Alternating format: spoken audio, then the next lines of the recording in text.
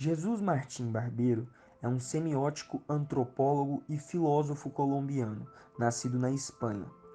Ele mora na Colômbia desde 1963. Ele é um teórico e pesquisador da comunicação e da cultura e um dos defensores dos estudos culturais contemporâneos.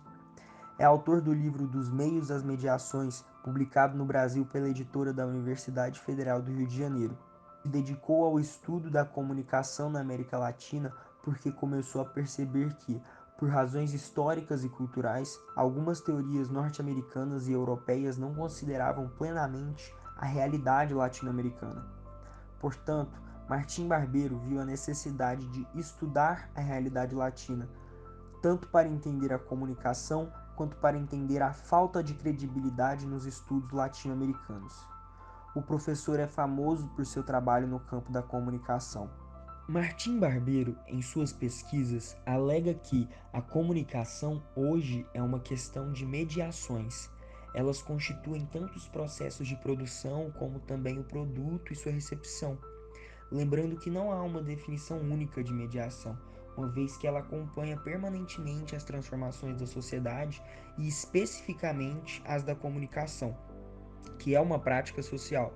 Sendo assim, é necessário entender o contexto social para compreender a sociedade e a cultura. Martim criou seu primeiro mapa de análise em 1987. Elas remetem a dois eixos, o diacrônico ou histórico, entre matrizes culturais e formatos industriais, e o sincrônico, entre lógicas de produção e competências da recepção, consumo. Tudo voltado para o eixo de comunicação, cultura e política. Mas para nossa análise vamos usar os mapas das mediações culturais de 1998, o segundo mapa de mediações de Martim Barbeiro.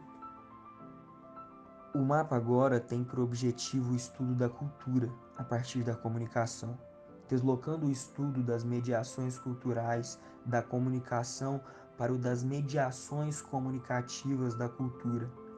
As mediações devem ser entendidas como processos estruturantes que configuram e reconfiguram tanto a lógica da produção quanto a lógica dos usos. Elas exigem pensar ao mesmo tempo o espaço da produção, assim como o tempo do consumo, ambos articulados pela vida cotidiana, usos, consumo, práticas e pela especificidade dos dispositivos tecnológicos e discursivos das mídias envolvidas. Nosso produto de análise, vamos das matrizes culturais, que é uma relação de vivência cultural de algo comum entre tal população, seja festa, esporte, teatro, crenças religiosas.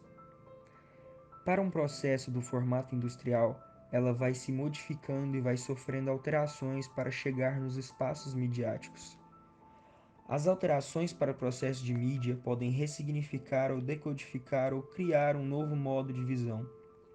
Porém, ela sofre pelo processo de institucionalidade, que é uma mediação densa de interesses e poderes contrapostos, que tem afetado e continua afetando, especialmente a regulação dos discursos, onde cria espaço para disputas hegemônicas em torno das formas e dos sentidos da produção simbólica em uma sociedade marcada pela divisão. Mas onde isso tudo parte para nosso produto?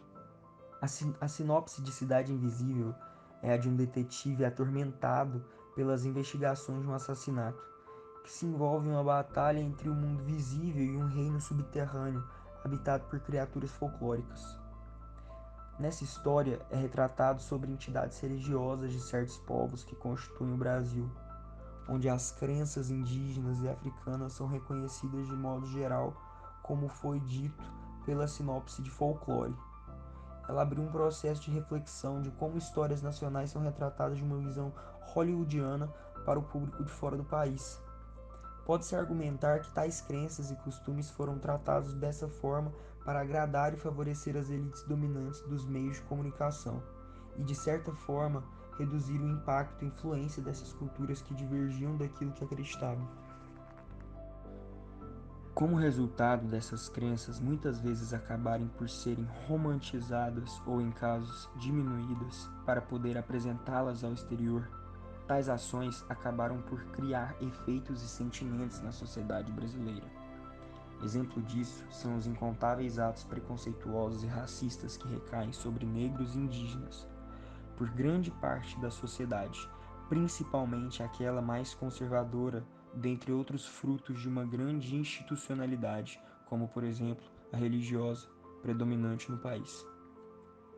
Nos dias atuais, com a acessibilidade aos meios de comunicação dados pela internet e a digitalização, a voz desses grupos, como indígenas e descendentes da cultura africana, tem se tornado cada vez mais presente, reforçando e defendendo suas matrizes étnicas e os pontos falhos da produção da Netflix, Cidade Invisível, colocando a falta de indígenas nas representações das entidades, mesmo colocando atores negros e dando visibilidade às histórias culturais que formam o nosso Brasil. Ademais, esse movimento acaba por influenciar nas mais diversas áreas da sociedade e, consequentemente, nas mediações presentes nos mapas de Martim Barbeiro. Seja as mediações em primeiro lugar, os processos e materialidades da comunicação em um ambiente social e cultural, e em segundo, como um sistema de descoberta de falsas polaridades. Os formatos industriais fazem concessões de matrizes culturais onde a polaridade está em representar, está em ensinar, relembrar a cultura local, porém sem uma representação local nestas produções.